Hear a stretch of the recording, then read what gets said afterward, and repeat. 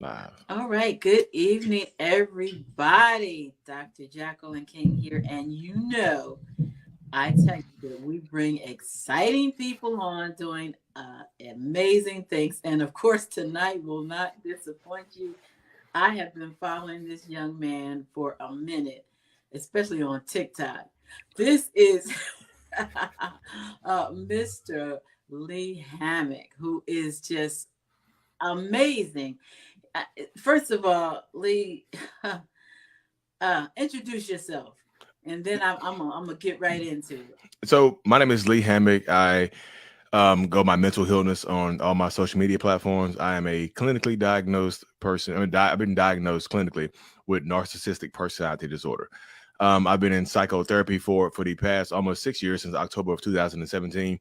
And I started my platform in May of 2020 to, raise awareness for mental health disorders, help more people get into therapy, and also, validate the victims and survivors, and the thrivers from the, toxic people, toxic traits, and things of that nature. So that's what I've been gunning towards nowadays.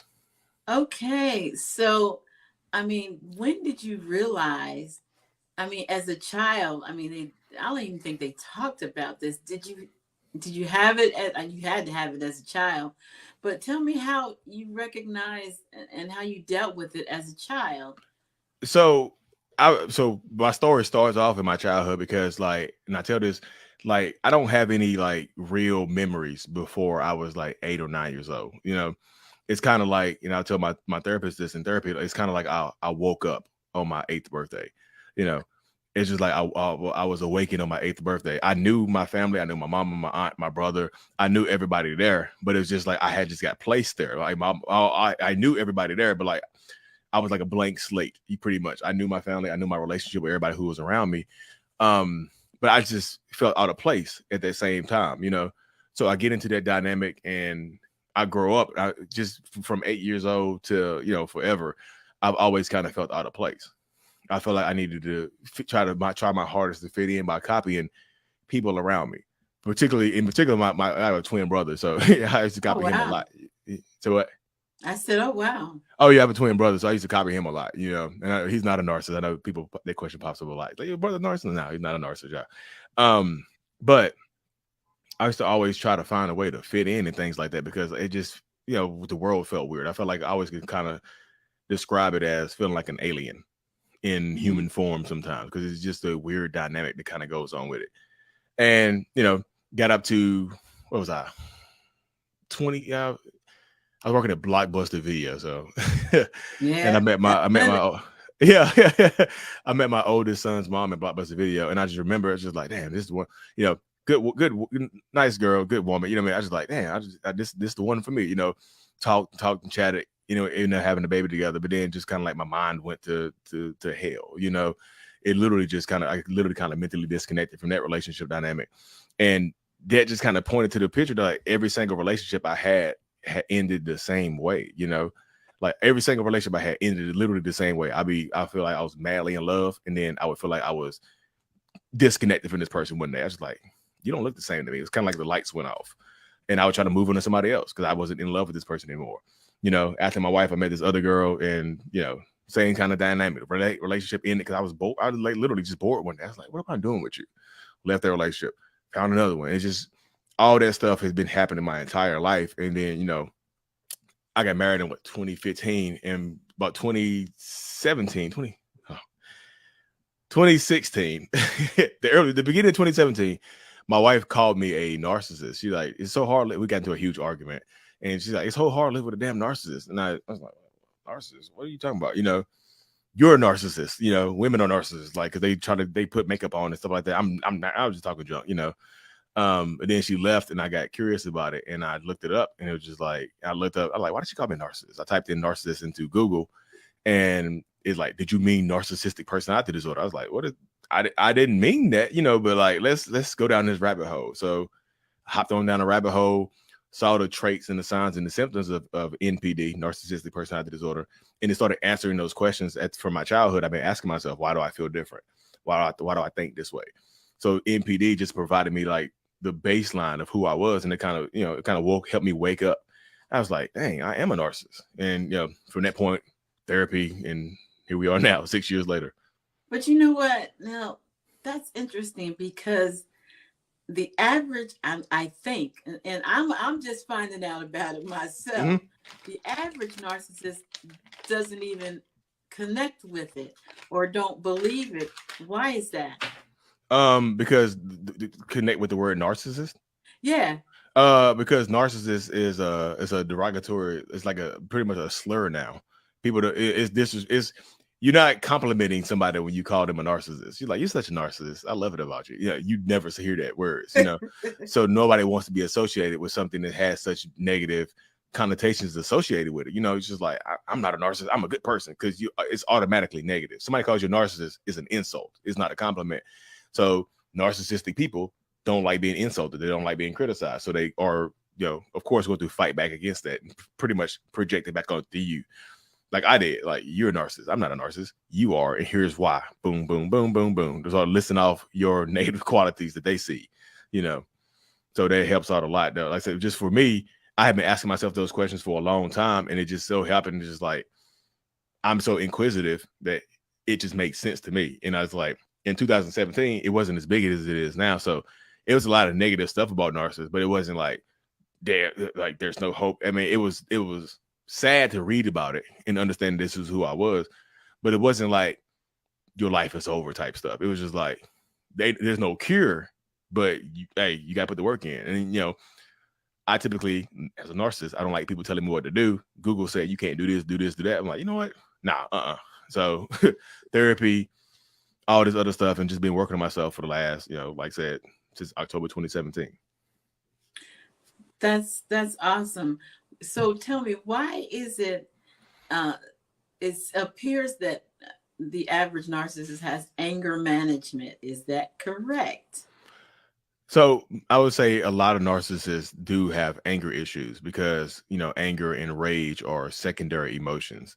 And a lot of narcissists do not know how to express themselves in a healthy way. So the anger is covering up how they really feel.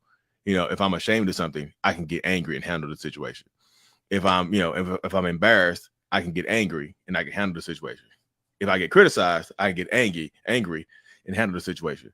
If somebody tries to hold me accountable, I get angry and handle, because anger it works, it works. Anger conditions people. If I'm in a relationship with somebody and I'm consistently getting mad over the same thing, it conditions you not to ask those same questions. It conditions you to change who you are to fit me if you want to be with me. So I don't want to ask him this. He's going to get angry. So you see what I'm saying? So you just don't ask it anymore. You stop talking about the same subjects over and over again because they could trigger an anger explosion. Yeah, and so very defensive. Now, our audience, please, if you have questions, because this is like, to me, it's a great interview, and so many women and men are going through it. Type your questions in the comments, and we'll try to get to them. Anger and I've seen your videos. They push the blame on you. Oh yeah. So talk about that, because I don't get it. So it's just for me, in my perspective, it's easier to blame you than it is to take accountability, because most narcissists, I call it the shame monster. Most narcissists are trying to avoid shame, and shame is monstrous in the narcissist's mind. It's like it literally is it's like a dark entity. It's not a spirit. It's not the devil, y'all. It's like it's literally just a manifestation of all the embarrassment and criticism and stuff like that, and it attacks you. So it gets into the dynamic where you are trying to avoid shame at all costs. So if you're trying to say something to me, and that what you're saying to me is going to bring me shame, I deflect it back onto you, or I blame you, because if I accept accountability, guess who come knocking on the door? It's shame at the door. Let me in. You don't want to let him in. So it's easy to say, Dr. King, that's your fault. You shouldn't have me on. I wouldn't have said that. So I know I said what I said, but like, if you would have had me on, I wouldn't have said that. So it's your fault for having me on. Wow. See, it just you see what I'm saying? That's how the mind works sometimes. It just gets into that dynamic where it's easier to blame you than it is for me to just be like, you know what? This but now on my journey, 5.5, 6 years later, it still sucks to take accountability, but it's a little easier now to because it helps. Because you understand it. Yeah, understand that taking accountability is not going to kill me. You know, a lot of Mhm. people think it's going to make your stomach hurt, bubbles and head hurt. You might get physically sick from accountability, which is crazy, but it does I happen want sometimes to like that. give a quick shout out to Dee and Christy. Christy has a question. Do you feel your narcissism has blocked you from any opportunities in hindsight? And hi, Dee and Constant. Share the broadcast, please. Mhm. So in this dynamic right here, do I feel like narcissism has blocked me from any opportunities? Oh yeah, absolutely. Because so a lot of narcissists have this, paranoia accompanies a lot of narcissists. So being paranoid of taking chances and being paranoid of stepping out on your own can hinder you from a lot of opportunities. Like I didn't go to college to play sports because I was scared. Paranoia kicked in. Like, what if I fail? I'm gonna leave my mama by herself, and all this stuff will happen. I'll be embarrassed. I'll be ashamed of my home. So paranoia has kept me from taking opportunities with jobs, school. You know, what I mean, going like colleges and things like that. So it's kind of stunted my growth a lot. The narcissism has stunted my growth a lot. But now I feel like where I'm at right now, I feel like I'm entering my prime of my life where, is not stunting me. It's actually catapulting me more because I'm being open and honest about it. And being trying to be more vulnerable and, not trying to avoid shame as much. Well, I commend you. And if you guys don't follow Lee, man, Lee's got millions. When I say millions of followers all over the place. I stay on TikTok, but I've been looking at his Instagram. He knows I share stuff all the time. Yeah. Chrissy has another question. Do you feel really tired correcting your thinking all day? And if so, how do you handle it? So yeah, it can be exhausting. I say that all the time, actually. That's a good question. Um, it is kind of exhausting being inside of your head all the time because I think a lot of people, when they see my story, they see my platform, they automatically assume that self-awareness, being self-aware of who I am, makes it easier. But I will push back on you and say it actually makes it harder sometimes because it was easier just being me. It's easier just being out here, just just living my life with no answers because I was just living authentically. That was authentically me because I didn't have any kind of, anything else to think about. Now the self-awareness kicks in where the things I would have done, I think about it, how it actually affect me, but the narcissistic part of me is still telling me to do it. So it's kind of like is an internal battle with myself Mm. trying to, decide what's right or wrong. And it can become extremely exhausting mentally. That's why I just tell people like self-awareness doesn't mean that person would automatically get better. Sometimes self-awareness means they'll get more frustrated and then they'll actually have an excuse for their behaviors now. They'll actually use their diagnosis or their therapy as an excuse to treat you bad. Just like, hey, look, I'm a narcissist. What more do you expect from me? You know. Wow. That's heavy. That's really heavy. Uh, Let me see. I think we got another question. Do you have a good relationship with school friends, your children, your brother? That's what the question is. That's from Shirley Spencer. Frank. So do you have a good relationship with your school friends? So I would say my relationship. So school friends. I've done a lot of self isolating here in the last few years. I think I had pretty much had good relationships with people from school I'm 37, so up until I was about 30. Then I did a lot of self isolating because I wasn't where I wanted to be in life, so I stopped being around a lot of people. I started kind of isolating myself and kind of getting away from people at the same time. So school friends, not so much so. My children, yeah, I feel like my relationship with my children has improved, exponentially over the last few years with my therapy. I feel like all my children have seen the benefit of that right now at different levels because I do have my oldest is 14, I have my middle is 6, and my youngest is 2. So I feel like my oldest has seen the most change. My youngest, man, my middle, he's 6 years old. He see me now. My youngest, she don't see the old me, because she's 2 years old. So yeah, I'd say children, yes. And then what was the last part of it? My brother. Oh yeah, my brother. Me and his relationship has gotten a lot better. I actually have, a bunch of brothers, but I have a twin brother. Our relationship has gotten better over the last few years. We've always been close. We've been, grinding together and whatnot. But over the last few years, due to my, being self-aware more and just talking more and being open and honest more, I feel like our relationship has gotten, it's gotten better on a deeper level, so to speak. So my question is, let's I found that it seems that a lot of narcissists, women who are in relationship with narcissists, end up in domestic violence situations. Is that correct, or do you notice that? So, say women in narcissistic relationships. So a lot of Right. women, Yes. yeah. So sometimes women, they end up with narcissistic people. They cross the threshold into physical violence. Yeah, they do end up in domestic violence relationships where it's hard for them to leave. I literally, like I said, I do my Zoom coaching. I talk to women like that almost every single day. They'll say it started off really good, everything they ever look for in a partner, and then all of a sudden it starts going downhill and somebody they end up getting hit. It's like, well, it got physical very recently. Like he smacked me or he punched me. The worst is he choked me. I was like, oh, what? So it does cross the threshold of physical abuse a lot of times. Not all the time, but a lot of times it does. That's deep. Alma says, can you give a definition of narcissistic personality disorder? The definition. That's the definition of narcissistic personality disorder. Uh, so it's different. I mean, I can read it for you, want me to, but it really is just a mental health disorder, where people have, a lot of people who have this same disorder have an unusually high sense of self-worth externally.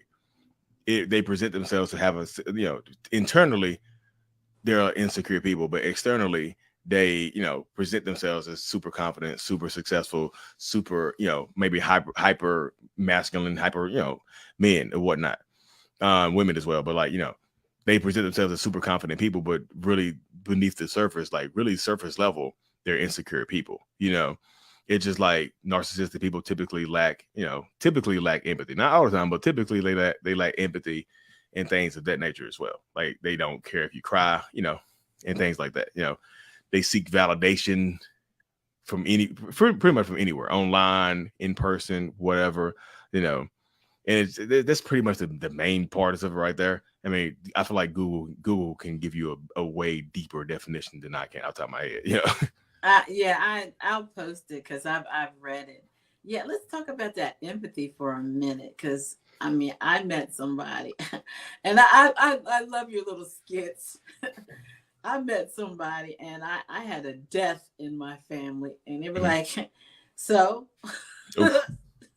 like, yeah, everybody dies. Like, yeah.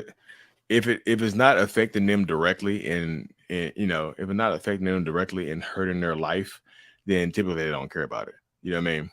Typically, if it doesn't affect me directly, then why would I bother with it? If it's not hurting me right now in this moment, it's not my problem, why would I bother with it? I say this: narcissistic people typically have, very, low emotional capacity, so they don't have enough to go around to deal with yours. Your emotions, your emotional need become like an inconvenience to them, to narcissistic people. Like, because when you're crying over your somebody who passed away, now I gotta deal with this. What happened?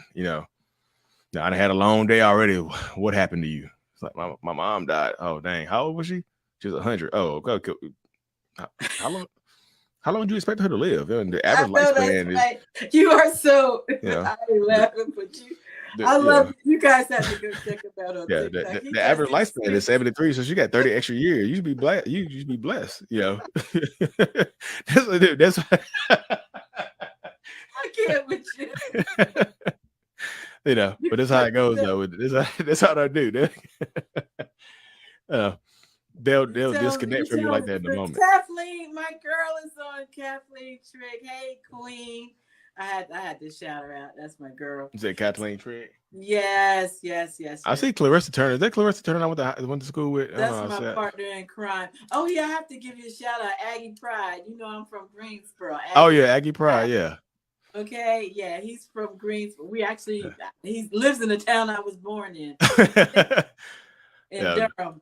Yes. Bull City. Bull City. All right. Do you guys have any questions? Because I can keep going. As far as, so now you're in therapy. There's no medicine.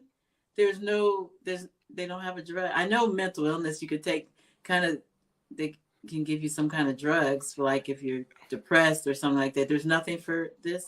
So I feel like in this situation right here, like just for me, I don't take any type of any type of medication, anything like that, because my symptoms are not that out out the door. But I do think some people who deal with the personality disorder, they might have underlying like personality disorders or something like that, like bipolar or something like that they can take medication for. But me personally, I don't.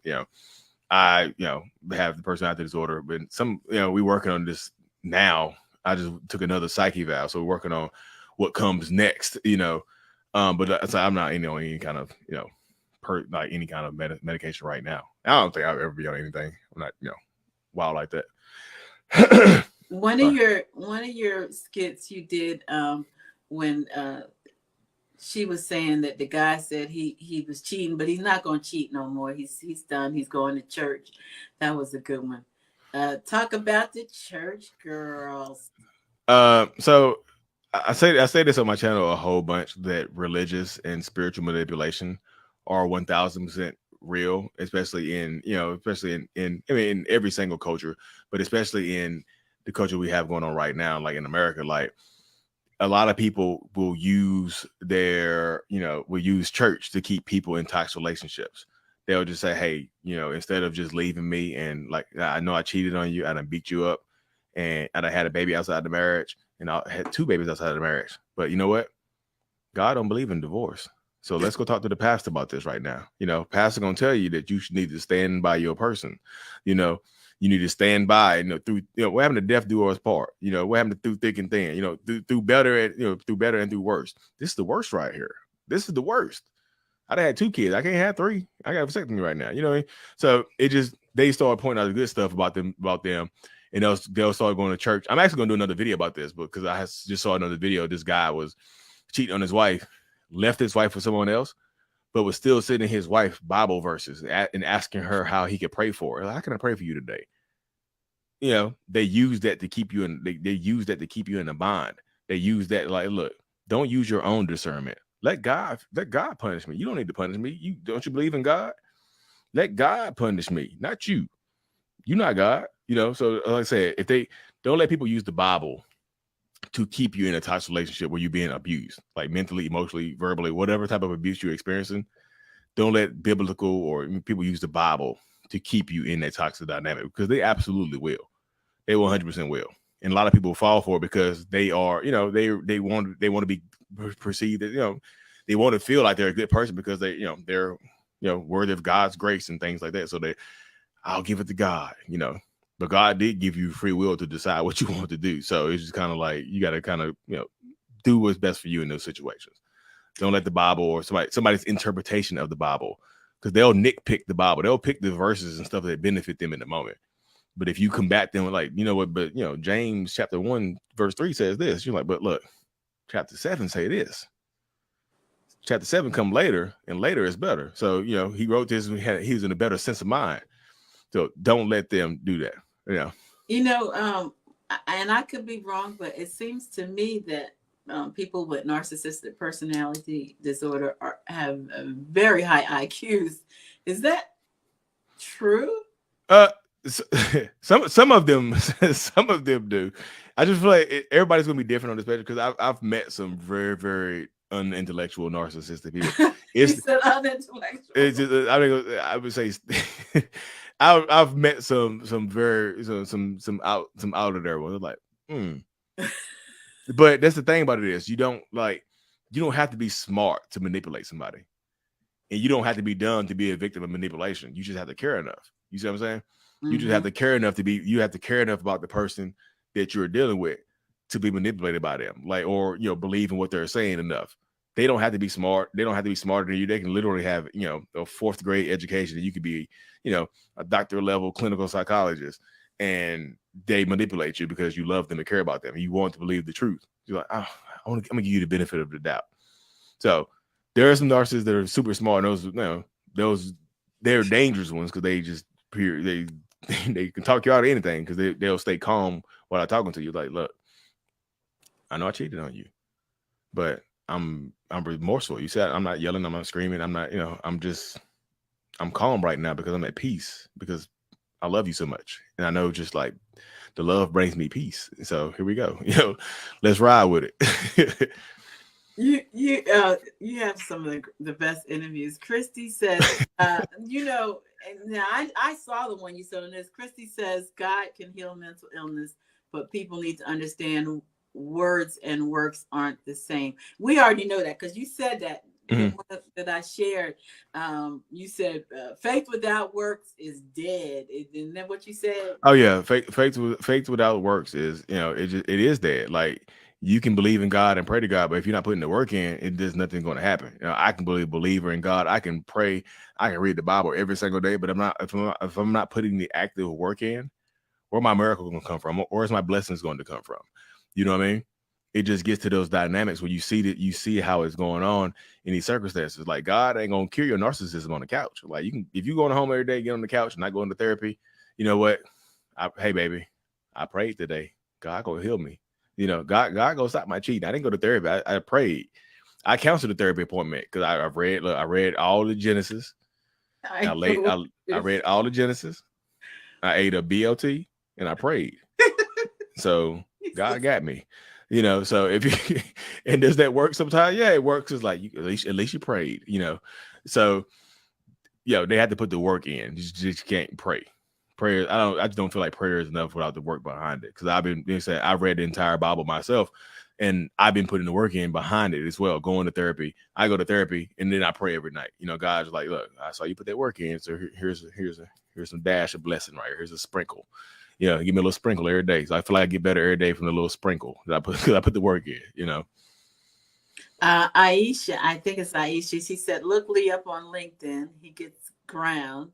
This is good because we need to discuss narcissistic personality disorder in the Black community. We need to discuss it in all communities. It is not a black and white thing. It is a thing that anybody can get.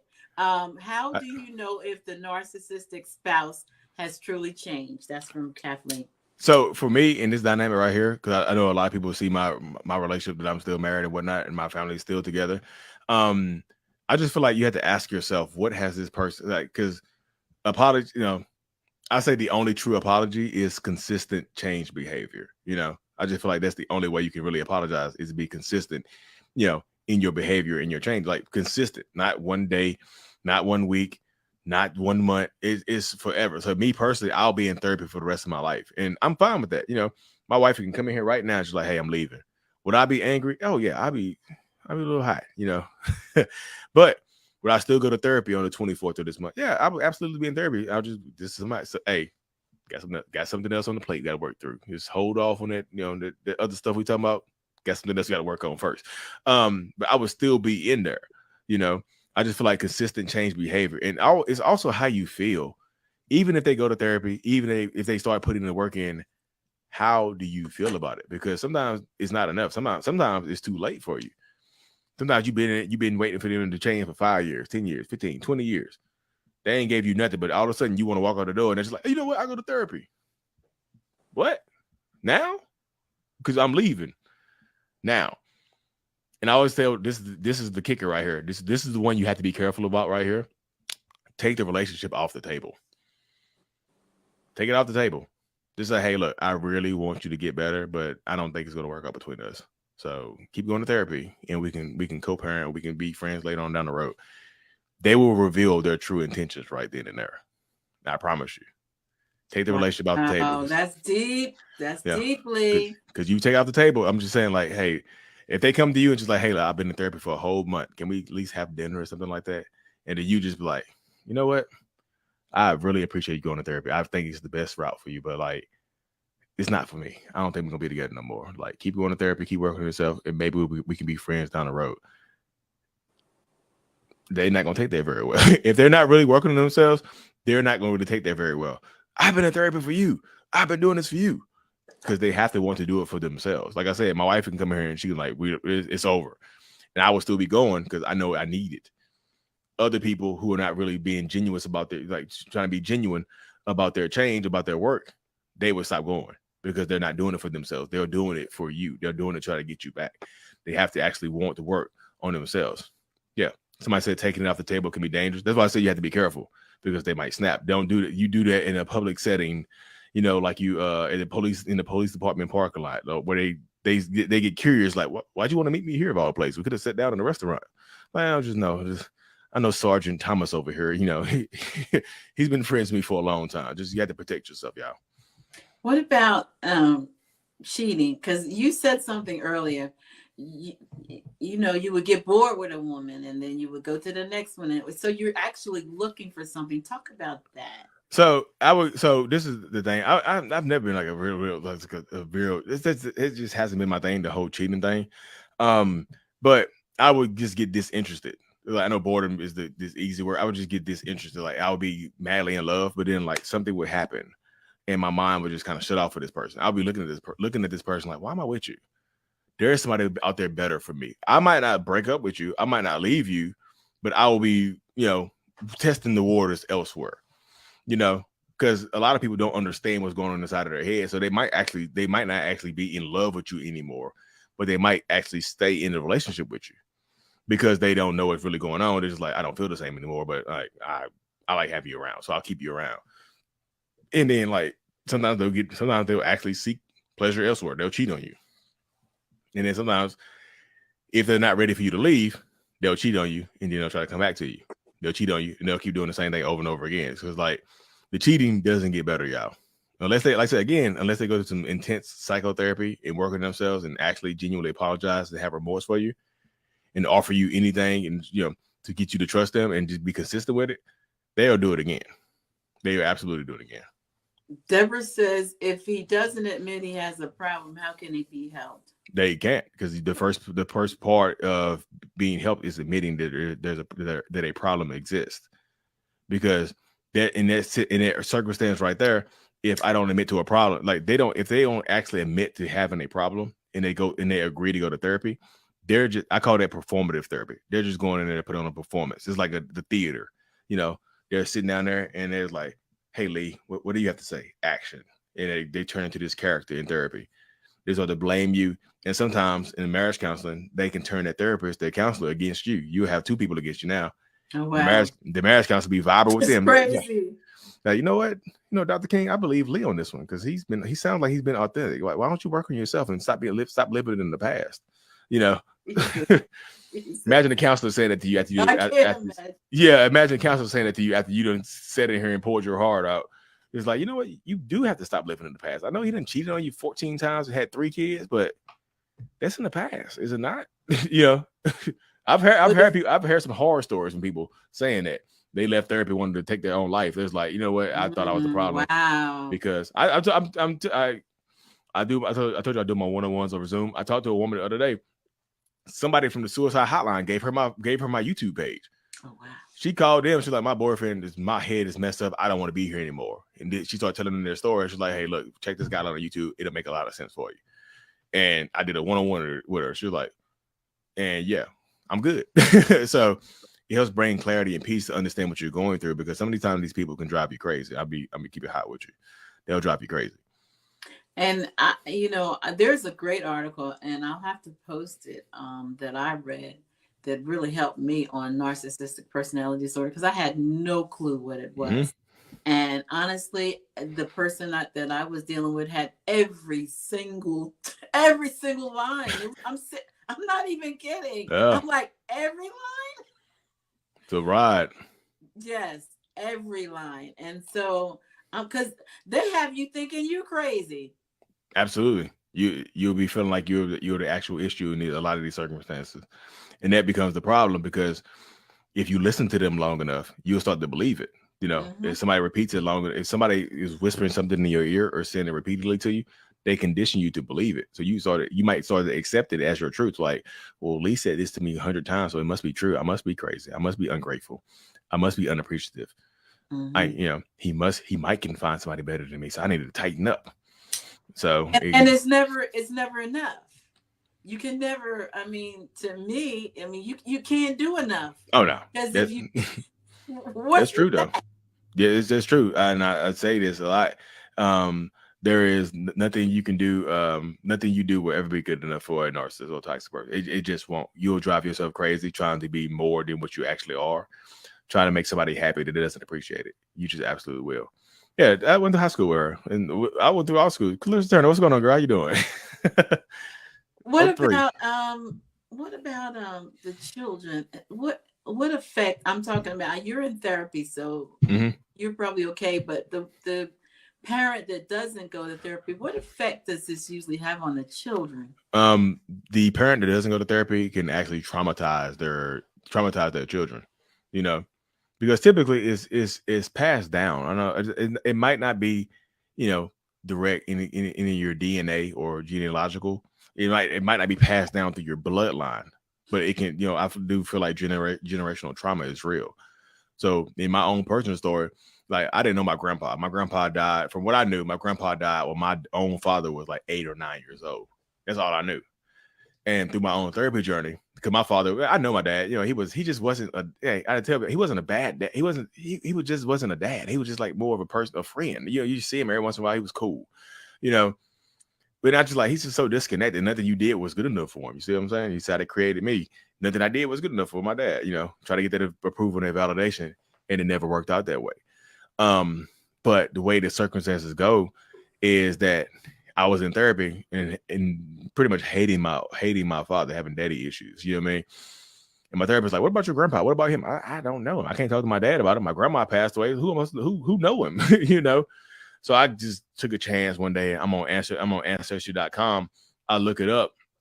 I put my grandma's name in, my dad's name in, all this stuff, and then I found his name. I was like, "Oh, my grandpa's name. I know his name." Yeah, you know, I was like, "Cool. That's interesting. I know my grandpa's name." And it was his death certificate, you know, and his death certificate. I was like, oh, this is the interesting document right here. So I look at his death certificate, and it was like cause of death, you know, himself.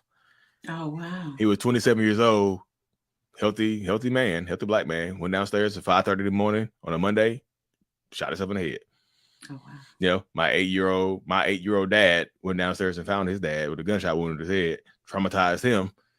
He saw it's passed down right there, you know. So they called my dad to be something. He's trauma. There's no therapy for young black kids back in the day. You know, no therapy for my grandpa back in the day. So he took his own life. My dad traumatized my dad. So you see how it's passed down to me through that. But I was talking to my therapist very recently, and my therapist said, she was just asking me. She was like, do you have any kind of schizophrenia or anything on your father's side of the family? I was like, I don't know my grandpa. My dad, I feel like he cool. He know has schizophrenia. I said, my grandpa killed himself though. And she was like, and she was talking. She's like, well, that makes sense because like your schizophrenia is like, I don't have schizophrenia, you know, the mental illness or whatnot. But she's like, it's higher than normal. It peaks. And she said, it makes sense because I think your grandpa had undiagnosed schizophrenia. And that's schizophrenia can be genetic. So it's kind of like skip my dad, and you know, I got some genes from it, you know. So that could actually make me more susceptible to a personality disorder. So I have narcissistic personality disorder from abandonment and neglect. So it all was passed down from that genealogical tree. You see what I'm saying? So it's in the family tree, but it didn't have to be. But you know, that's what the point of me right now is to try to put an end to that by going to therapy, so I don't pass it down to my two sons, my daughter, you know, and stuff like that, so I can stop it. And then my platform is hoping to wake people up so they can stop it. You know, I have people that I know in my real life traumatizing their kids and refuse to admit it. They just battling with the baby mama or ex-wife, just battling. I was like, they don't help the kids. These battles don't help the kids. It's bad. And what I read was that a lot of it comes from either over criticizing or overprotective. That's what I read in the article. They said if you know nothing that your child does is good enough. Yeah. You know, so that causes the narcissistic. That's one of the causes of narcissistic personality disorder. Yeah. I think I get the neglect end of that. But you can see how it's also that can cause it, but it's also your perception of your youth as well. Because I have a twin brother. He's not a narcissist, you know. Why did we get the same parents, same thing? He just perceived it differently than I did. You see what I'm saying? And it's just like my perception, I sat in my perception for 30 years. He was just like cool. He was just It's living how his you life. internalize it. Yeah, it's how you internalize and how you grasp onto it. Yep, and you grow into it. It's how you water your seed. You know. Wow. This is so good. The screen's going so fast. Paula said she was raised by a narcissist and she married one. I began reading about it and learning the practice of, I don't know what that is. Reiki. Okay, I know nothing about that. And studied. This helped me. What is that, Lee? I actually don't know what Reiki. Wait, I think it's some kind of massage energy thing. From what I've heard, I don't have no experience in it. I just hear it all the time. It's just like I did Reiki, so I've heard that actually helps people in certain dynamics and whatnot. I haven't done it myself or partaken in it, but I've actually heard a lot of people talking about it. I just haven't done any kind of research into it. Okay, well, I've never heard of it, but this is really good. What advice can you give to someone who is struggling whether or not to leave a narcissistic relationship? I guess yeah. The main thing I think a lot of people struggle with in these relationships, just from talking to so many people over the last few years, is that they feel like they're abandoning the person. They feel like they're abandoning the person. They're giving up on the person. That person that they with, narcissist or not, has conditioned them to feel like everybody else has left me. So why don't I expect you to do the same thing? And you, with all the empathy that you might have, you're just like, I'm going to teach you what love is. I'm not going to abandon you. I'm going to stay with you. Sometimes, y'all, you got to realize your empathy is being weaponized against you. Mm-hmm. Your empathy can be formed into a sword and they can stab you in the back with it. So the dynamic works a lot of ways. So don't feel, I know they make you feel guilty about leaving a relationship, or if you have kids, I don't want them to not see their dad, or I don't want to see their dad or their mom or whatever. Like, they can see them, but I just feel like you understand the dynamic. Like, if you stay in a toxic relationship with kids, 100% of the time they're in this toxic relationship dynamic. 100% of the time in the same household. You know what I'm saying? Mm-hmm. If you leave, you have to split custody, 60-40, 50-50, whatever. At least they get a reprieve from it. At least they get a little break. They might have to go to mom or dad's house for 3-4 days a week or something like that. But at least they got 3-4 days a week with some sanity and some validation, some type of emotional security. Don't feel guilty about picking you, choosing healthy, choosing the chance to actually go out there and get the love that you deserve. And another thing, a lot of people feel like they stay in these relationship dynamics because they feel like they got so much time invested into it. I don't want to waste 10 years in my life. I already been in it for 10 years. I already been in it for 20 years. Why would I leave now? I don't want anybody else to take my hard work that I've been trying to mold this person into something. I don't want anybody else to get my artwork. I don't want nobody else to take credit for my painting. So they stay, even though you're unhappy. You just want anybody else to experience this person because they have good qualities, but they're treating you horribly. So you hold on, and then you end up losing yourself. So don't be afraid. I say it's not walking away. It's actually, choosing yourself. You can choose yourself and choose the chance of happiness. Yes, absolutely. Self-preservation, 1000%. Yes. I love that. And I wish that every woman, every woman could hear this, because I think so many women and men, I guess, are in these relationships and they don't know how to get out. They don't even realize that it's destroying them, because it really is. And so the controlling part. So, when I think of narcissists at its highest level, I think of, do you remember Jim Jones, the cult leader? Yes. Kool-Aid. Yeah, that's the one. That's, to me, the highest level of narcissism. Would you agree? Yeah, that's the cult narcissist. The cult narcissist dynamic, which is extremely, extremely dangerous, extremely, extremely toxic. Because it's not just one narcissist; it's a cult of them. Yeah, it can get wild in those type of dynamics right there. Yeah, because they control everything. They control what you eat, what you think. So being that we are a Christian organization, I'm just saying, be careful about some of these churches you go to. I just put it out there. Be careful, screen it. How much control do they want over your life? This is real. This is real talk right here. Do they tell you when you can eat, drink, sleep? That's controlling. Yes. that is a narcissistic leader. Yeah. It's super. A lot of churches nowadays, you can see, can be super, not a lot. Some of them can be super. There's some good churches out there. Yes. But some of them can be extremely toxic. I've heard a bunch of church horror stories that I was like, I've been what? in one. The pastor cheating on his wife and got the pastor giving marriage counseling to the husband and the wife were having marital problems. The husband suspected that his wife was cheating on him, and they went to the wife was like, let's go talk to the pastor.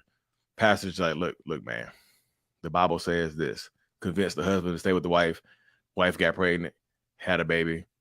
The baby was the pastor. The wife was cheating with the pastor. So I was just like, and you know what happened when everybody in the church found out? They gathered around the pastor and gave him a hug and prayed for him. That is correct.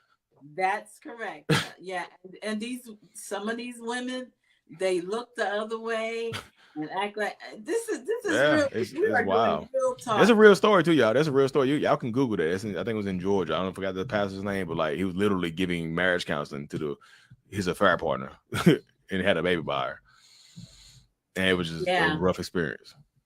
So I just say, for all you queens, be careful, not just in your relationship with men and dealing with anybody. I mean, you can have a narcissistic boss. You know that, Lee. Yeah, you can definitely have a narcissistic boss, but what you just said, be careful dealing with anybody. Yeah, y'all just don't let, just don't let, the Bible dictate your relationship dynamic. I just feel like you can use it as the foundation or some guidelines, but don't let that just be the rule of law in your life. I just feel like, because it's open to interpretation. Like you can go to the wrong church and get a different You can go to 5 different churches and get a different interpretation of the same verse from every church. Sure, you see what I'm saying? You absolutely can. I just hate seeing people get manipulated by God. Like, God, I know he cheated on me. He had 4 kids, but I'm gonna pray with him. That was like, what? You can pray for him when you leave him and go do your thing, And it just gets a lot. It gets worse, y'all. I just hate religious and spiritual manipulation because, like I said, God is the only reason I'm standing in front of y'all right now, being able to speak to you like I do. That's really the only reason, because I like I said, I was super lost and I didn't have nowhere to turn to except for like reading the Bible. And I feel like the Bible literally changed my life. And somebody said it happened in my church. So that's a real story. Somebody said it happened in my church. Yeah, that is absolutely a real story. And the crazy thing about that story is I talked to another woman that the pastor was cheating with. That's why I was just like, he wasn't just cheating with her, he was cheating with Right. Just watch out, y'all. Just this is my warning for y'all. Just because somebody goes to church does not make them a good person.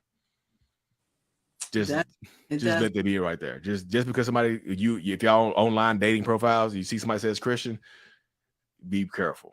Oh, I'm glad you brought that up. People put Christian in their profile all the time. Just be a good person. They take a picture you see their profile picture like they smiling with a Bible in their hands. Yeah. You're so crazy. Just cheesy. But you know what? Something you said, and we're going to be wrapping up. And I never thought about this. So all these women that put all their business on Facebook. Now this is what I'm taking this right from your script. And then the guy looks at it, and then when he hooks up with you, he knows everything about you, and you just feel like it's his soulmate. Talk about that, Lee, because I saw that. I was like, that was great. Yeah, because like with online dating, Facebook, social media, stuff like that, you put too much information out there, you absolutely give the blueprint to manipulate you. You know what I mean? You absolutely give people the blueprint to become everything you've ever been looking for. So if you put your favorite songs, your favorite restaurants, your favorite movie, your favorite hobbies, and things like that, what you like and dislike in a man or a woman, you put that online. Like if I'm interested in you, I can study. I can cram for a date with you. It's like an overnight. I'm like, cram. She's like, Usher, Moving Mountains. I'm moving mountains. I'm singing the song. Learn how to sing it. The song playing in the background. I call you the first time. Moving Mountains. Oh, you playing Moving Mountains? Oh yeah, I like Usher. Usher's my favorite artist. Oh really? Mine too. Like wow, I didn't know that. I knew it. I saw that. You see what I'm saying? It just you make it easy for people to manipulate you when you put it all online. Make people earn your information. Take your time. Slow down. If this is forever, why are we rushing? And you did say something about they'll tell you they love you like quickly sometimes. Oh yeah. You know, maybe on the first date, I've heard some crazy stories. On the first date, they tell you just like, I know we've been here at Olive Garden for about an hour and 20 minutes, but I feel a spark. I feel a you know, I feel a spark. It is not You that make birthday me cake laugh. over there.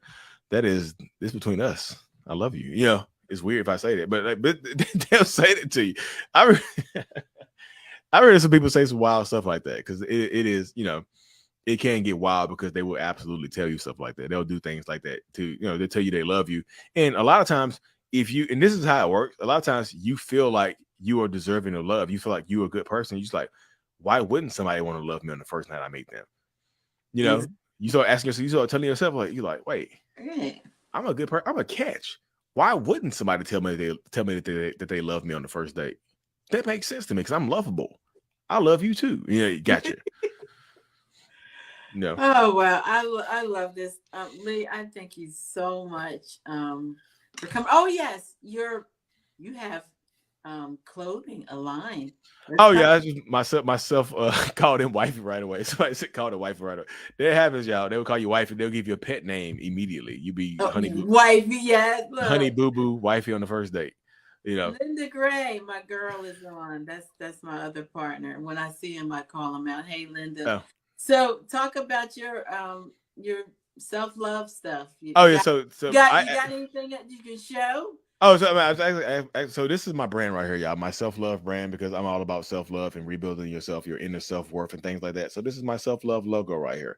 I love me. Is I am. I'm good. You know, I love me. I'm good. It's about detailing these stages in your healing journey or trying to find, you know, trying to rekindle the love within yourself, trying to relight your own inner fire so you don't depend on somebody else to have to light your, you know, to light your fire. Because if somebody else has to light your fire, they can control you. You'll always be seeking that light. You'll always be seeking that spark from that person because they light you up. You can't, I mean, if you can light your own internal fire with the self-love part, you can win that way. You don't need anybody else. You want somebody else, but you don't absolutely need them to show you love and stuff like that. So that's what my self-love brand is about. Like I said, it's about healing journey. And this right here is my self-love journal. It's a self-love healing journal right here. You know, this is on Amazon right here, y'all. It's the I Love Me, the self-love journal by Lee Hammond. It's literally all about self-love, regaining your self-love, your internal love and stuff like that. You pretty much talk yourself into loving yourself again. Because a lot of times when you need toxic relationships, you raised by a toxic parent, you have a toxic relationship at work, your boss is toxic, you lose that self-love and your self-worth. So that's what this stuff is meant to help you regain. So I go to the gym in my shirt, you know, my self-love tank tops and my my book. I'm actually filling it out myself. I started filling mine out myself. So it's a journey, y'all, self-love journey. And journaling is really good anyway. Yes. Because you can reflect back on it. Yep. And that's I read some kind of wild statistic that said you're more likely to remember stuff when you write it down. So journaling helps you out so much more than just, you know what I mean, just saying it out loud. Like, I'm worthy, I'm good, I'm worthy, I love me. It's just like writing it down, you start to believe it more, you know. Let me ask you something in journaling, and I'm not a big journaler, but like if you write down, okay, he hit me today, then tomorrow he told me he loved me. If you write all that stuff down, is that good? If you write that stuff down and you, so I feel like it's good. Reflect back, you know, yeah, because what you just said, read that out loud to yourself. Like, he told me he loved me. He hit me tonight. Like, I have a black eye. I'm putting steak on my face. But then in the morning, he woke up and acted like nothing happened. He told me he loved me. Read that 10 times and see what happened. He hit you. Then he told you he loved you just to soften the blow. So you wouldn't tell on him because you think, you know, you start to think you deserved it because he tell you make me act like this. You make me hit you. You made me yell at you. You made me do this type of stuff. It's your fault. But if you write that down, you got hit and he told you he loved you the next day. You understand this manipulation. I feel like writing it down, rereading it to yourself when you have a sound mind helps you out, as opposed to reading it in that moment of after you've been hit. Is different. And once you've calmed down and you can actually read the stuff and make sense of it, it helps you out, you know, in the long run. And then if you do it every time, then you can look back and say, oh my God, he hit me like 5 times in a week or 5 times in a month. This can't be healthy. Oh no! If you getting beat 5 times in a week, that sound like a job. You know, that's not like you clocking in to get beat up. It's just like nobody deserves that, y'all. It's not if they're hitting you like that. Because I know a lot of people experience that and don't tell. Because I'm telling you, since I've started this journey, I've talked to so many women victims of domestic violence that don't tell because they feel like they deserved it. You know, I did call him out on his cheating, and then he smacked me. So I feel like if I wouldn't have called him out on his cheating, I wouldn't have gotten smacked. So it's my fault. I get it because does it make sense? Yeah, it makes sense when you say it out loud, but like think about it on a deeper level. What's the real issue here? It wasn't you calling them out. It's the initial cheating that they wanted to cover up. You see, that's the dynamic that a lot of people experience and go into right there. It's sort of blaming themselves. It's not y'all's fault, y'all. It really is. It's not. How a narcissist or a toxic person treats you is not a reflection of who you are. It's really the external representation of how they feel about themselves internally. I commend you, Lee. I really do. I'm probably one of your number one fans. I appreciate that. I really, seriously, I do. I had a woman come to me in the YMCA. She was like 75 years old and gave me a hug the other day. I was like, she's like, I know you from that. It's a younger woman at first. She was about my age. She was like, you from TikTok. Like, my mama sent you my video. She sent me your video. Like, your mama on TikTok? You about my age. You know, her mama was like, she was like, mama, this Lee Hammond right here from TikTok. There's nothing here. She dropped her purse and ran up to me and gave me a hug. I was like, you know what? I love this shit. I said, you know what? This means so much. But you're doing a good thing because most people won't talk about it, won't even admit it. So that's why I was really glad when you told me yes, that you could come on the platform. Make sure you follow. Tell them all the platforms, or if you have one website, how can they follow you, Lee? I mean, you can find me at mentalhealness.net, or you gotta see my username right here, Lee. It's at Mental Healness on all platforms. You can just find me on there. It's Mental Healness because I'm trying to heal the mental illness, y'all. That's all it's about. When I use the word illness, it makes it sound like it's devastating. So healness. It's healing here. It's a healing journey for us all. Thank you so much, Lee. And thank you for having me on. Everyone for tuning in. You know how to find Lee. I'll be on there because I'll be sharing it. I share his TikToks everywhere. God bless you all. God bless you, Lee, and your beautiful family. Give your love to the family, and we will see you the next time. God bless. All right. Thank you.